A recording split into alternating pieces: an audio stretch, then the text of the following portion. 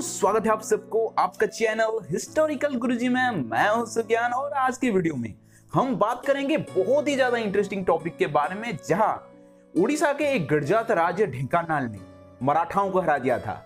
Video में शुरू करूं उससे पहले एक डिस्क्लेमर डालना बहुत ही ज्यादा जरूरी है। दोस्तों, इस देश को बचाने में बहुत से जातियां अपने बलिदान दिए हैं, चाहे वो राजपूत हो, मराठे हो, खंडायत हो, आहोम हो या फिर दक्षिण भारत के नायर हो, उत्तर भारत के गुर्जर प्रतिहार हो, सबने अपना अपना योगदान दिए हैं। मराठे भी इस देश को बचाने के लिए और हिंदवी स्वराज को बचाने के लिए बहुत से बलिदान दिए हैं।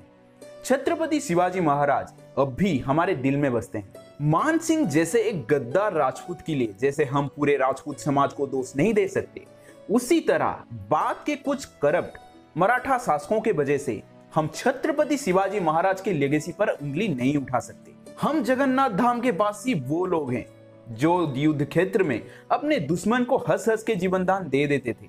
फिर भी मराठे तो हमारे भाई हैं, हमारे धर्म एक है, हमारे सभ्यता एक है, हम इस अखंड भारत के निवासी हैं। इसीलिए अपने भावना पर कंट्रोल रखें और कमेंट बॉक्स में कोई आलतू फालतू के कमेंट मत कीजिएगा, जैसे कि कोई एक संप्रदाय के भावना आहत हो और फेक आईडी खोलकर जाति जाति के बीच झगड़ा लगाने वालों 2 मिनट में ब्लॉक भी हो जाओगे, तो इतना परेशान होकर नए आईडी बनाकर कमेंट करने का कोई मतलब ही नहीं बनता। और हाँ दोस्तों, अगर आप अपने एरिया का इतिहास मेरे वॉइस में सुनना चाहते हो तो मुझे टॉपिक और उसके साथ रिलेटेड जो बुक है वो मुझे सजेस्ट कीजिएगा। अगर उस टॉपिक से जुड़े कोई पीडीएफ या कोई फोटोज आपके पास अवेलेबल है तो कृपया मेरे मेल आईडी पे भेज दीजिए। खैर दोस्तों, ढेंकानाल एक सुंदर जिला आज के आधुनिक उड़ीसा का, पर अतीत में ये एक गडजात राज्य हुआ करता था जो मशहूर था अपने खूंखार लड़ाकों के लिए, जो मरने मारने में विश्वास रखते थे। थोड़ा अतीत में पीछे चलते हैं और इस गडजात राज्य का इतिहास जानते हैं। इस गडजात राज्य को साल 1530 में राजा हरि सिंह विद्याधर के द्वारा स्थापित किया गया था, जो सूर्यवंशी गजपति महाराज प्रताप रुद्रदेव राउतराय के एक सेनापति थे। उस समय के ढेंकानाल गडजात राज्य आज के हिसाब से ढेंकानाल सदर एवं कामाख्या नगर को लेकर गठित था। आठमल्ली, हिंदोल, तालचेर एवं पाललहड़ा पे छोटे छोटे राजवंश का शासन हुआ करता था। ढेंकानाल गडजात राज्य में ढेंका सबर नाम के एक कबीले सरदार का शासन चल रहा था। हरि सिंह विद्याधर और ढेंका सबर के बीच घमासान युद्ध हुआ और इस युद्ध में ढेंका सबर बुरी तरह घायल हो गया। वो हरि सिंह विद्याधर को अनुरोध किया कि ये जगह का नाम आप मत परिवर्तन कीजिएगा। हरि सिंह विद्याधर ढेंका सबर की बात रखे और उसके बात का मान रखते हुए इस जगह का नाम ढेंकानाल रखा, जिसका अर्थ होता है ढेंका सबर का स्थान। अब इतिहास में थोड़ा आगे बढ़ते हैं। साल था सन 1780। तब ढेंकानाल पर शासन था महाराज त्रिलोचन देव महेंद्र बहादुर का।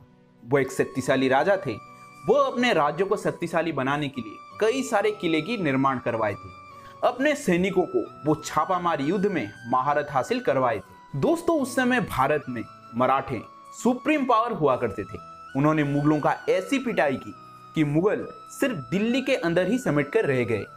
चाहे मुगल हो, चाहे निजाम हो या फिर बंगाल के नवाब, सब मराठों को टैक्स देते थे। उड़ीसा के कुछ गडजात राज्य भी मराठों को टैक्स देते थे ताकि वो मराठों के सानिध्य पाकर अपने दुश्मन राज्य को हरा सके। इस टैक्स को चौथा कहा जाता था।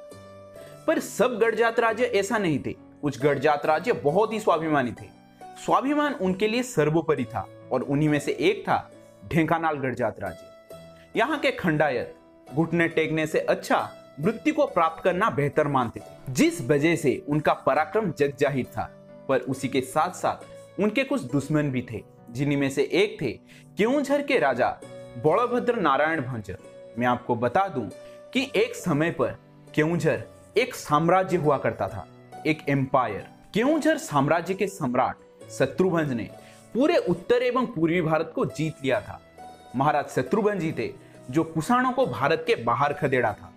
उनके ऊपर मैं एक डेडिकेटेड वीडियो बना चुका हूं, लिंक में डिस्क्रिप्शन बॉक्स में दे रखा है।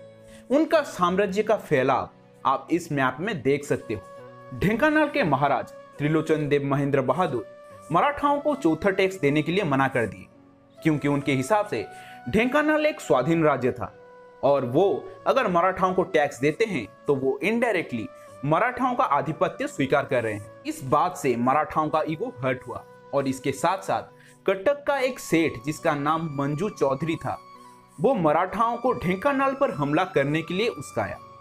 वो इसके साथ साथ मराठाओं की बहुत पैसे से मदद की, जिस वजह से मराठाओं ने ढेंकानाल पर हमला करने के लिए राजी हो गए। मराठा कमांडर चिमांजी एवं भवानी पंडित एक विशाल सेना लेकर कटक से ढेंकानाल के तरफ रवाना हुए। ढेंकानाल से 8 मील दूर मोटारी नाम के स्थान पर महाराज त्रिलोचन देव के एक बहुत ही शक्तिशाली किला हुआ करता था, जो चारों तरफ से एक गहरे नाले से घिरा हुआ था, जिसके अंदर जहरीले सांप और मगरमच्छ थे। दोस्तों, युद्ध किसी के हित में नहीं होता, जिस वजह से महाराज त्रिलोचन देव मराठाओं को लौट जाने का आदेश दिया। पर मराठे कोई कच्ची खिलाड़ी तो थे नहीं, वो महाराज त्रिलोचन देव के प्राइड को ब्रेक डाउन करना चाहते थे, जिस वजह से वो डटे रहे। अब एक ही रास्ता शेष था, युद्ध का। खंडायत और मराठों के बीच एक घमासान युद्ध हुआ। इस युद्ध में मराठा पराजित हुए और कटक लौट आए।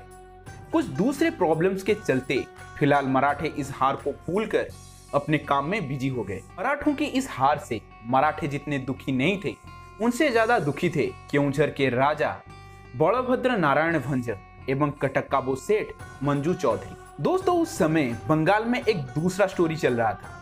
बंगाल के नवाब सिराजुद्दौला के हारने के बाद बंगाल पूरी तरह से अंग्रेजों के कंट्रोल में आ गया।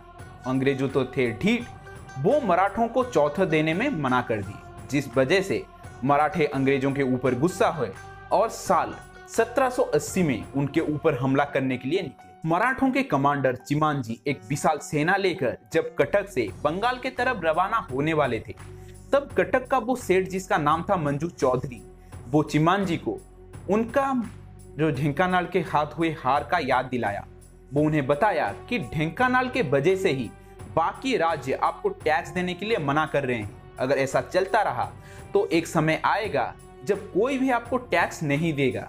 इस वजह से आपको फिर से ढेंकानाल पर हमला करके उसका मान मर्दन करना चाहिए। साल 1781 के फरवरी महीने में चिमांजी एक विशाल सेना लेकर ढेंकानाल के तरफ युद्ध के लिए चल पड़े। महाराज त्रिलोचन देव को पता था कि मराठे अपने हार के बदला लेने के लिए इस बार पूरी ताकत झोंक देंगे, जिस वजह से उन्होंने एक युद्ध नीति का अप्लाई किया, जिसको आज के मॉडर्न वॉरफेयर में दी पॉक्यूपेन स्ट्रैटेजी कहते हैं। आज ताइवान इसी स्ट्रैटेजी का यूज चाइना के विरुद्ध कर रहा है। इसमें होता यह है कि अगर दुश्मन आपसे बहुत ज्यादा शक्तिशाली हो और उसका जीत लगभग तय है, तो दुश्मन जीते उससे पहले आप उसको इतना क्षति पहुंचाओ कि दुश्मन को जीत कर भी कुछ ना मिले। महाराज त्रिलोचन देव ने यही किया। वो अपने जितने भी किले थे सबको सुदृढ़ बनाए। उसके अंदर तो बंदूक एवं तीरंदाज तैनात कर दिया गया। पहाड़ी के ऊपर जो कबीले थे उनको भी युद्ध में मदद करने के लिए अनुरोध किया गया। मराठे और खंडायतों के बीच घमासान युद्ध छिड़ा। 17 दिन तक खंडायत मराठों को किले के अंदर घुसने से रोके रखे, पर युद्ध के 17वां दिन मराठों ने केउंझर के राजा बलभद्र नारायण भंज को युद्ध में मदद करने के लिए बुलाए। केउंझर के राजा तुरंत अपने 20,000 खंडायतों को मराठों के पक्ष में लड़ने के लिए भेज दिया और खुद एक विशाल सेना लेकर ढेंकानाल के रांझागढ़ पर हमला कर दिया। जब अपना ही अपने का दुश्मन हो तो दुश्मन की क्या जरूरत। युद्ध के 18वें दिन महाराज त्रिलोचन देव अपने सैनिकों को पीछे हटने के लिए आदेश दिया और खुद किला खाली कर दिए। अब उस किले में एक फूटी कौड़ी भी नहीं था। जब मराठा सैनिक उस किले के अंदर घुसे तब शुरू हुआ एक सरप्राइज। पहाड़ी के ऊपर 5,000 आदिवासी अपने धनुष में टंकार भर रहे थे और शुरू हो गया मराठों पर तीरों की बारिश। यह सच है कि मराठा अगर चाहते तो वे इन आदिवासियों को हरा सकते थे, पर यहाँ पर गेम पूरा उलट था, क्योंकि हमारे आदिवासी योद्धा पहाड़ी के ऊपर हुआ करते थे। उनको जंगल का चप्पा चप्पा याद था। अगर मराठे उनके ऊपर हमला करते तब मराठों को इतना ज्यादा क्षति पहुंचता कि उनमें से शायद ही कोई कटक लौट पाता। इस स्थिति में एक ही उपाय शेष रहता है कि किले को छोड़ के कटक लौट जाना, जिस वजह से मराठा किए भी वही, वो कटक लौट गए। जैसे ही वो कटक लौटे तब महाराज त्रिलोचन देव के सैनिक तुरंत उस किले पर कब्जा कर लिए और चारों दिशा जय मां कामाख्या के ध्वनि में प्रकंपित हो गया। यहीं पर कवि ब्रजनाथ बड़जेना अपने किताब समर तरंगिणी में लिखते हैं, केवल ताहांकु एते लोक बोइले जगते, केउंझर राजा धर्म लंघिले हो, जस मिलिब केमंते। यहीं पर महाराज त्रिलोचन देव नहीं रुके, वो केउंझर पर हमला किए और केउंझर के राजा बलभद्र नारायण भंज को पराजित करके ढेंकानाल के संप्रभुता को ताल ठोक के स्थापना की। आखिर में मैं बस यही कहना चाहूंगा कि आप लोग किसी को भी हेट मत देना, क्योंकि केउंझर के भंज राजाओं ने उड़ीसा के लिए बहुत कुछ किए हैं। हमारे कटक के जो सबसे बड़ा मेडिकल कॉलेज है उसका नाम ही है श्री रामचंद्र भंज मेडिकल कॉलेज, और उनको भी यही भंज वंश के शासन, मयूरभंज के जो भंज वंशी शासक थे वही बनाए थे। तो इसीलिए किसी को हेट मत देना, और हो सके तो कमेंट बॉक्स में ये बताना कि ये वीडियो आपको कैसा लगा, और मुझे टॉपिक भी सजेस्ट करते रहना। अगर आपका टॉपिक मुझे अच्छा लगा तो नेक्स्ट वीडियो आपके टॉपिक पर ही आएगा। खैर चलता हूं और मिलता हूं आपसे और एक नए वीडियो के साथ। तब तक जय हिंद, जय भारत, जय जगन्नाथ।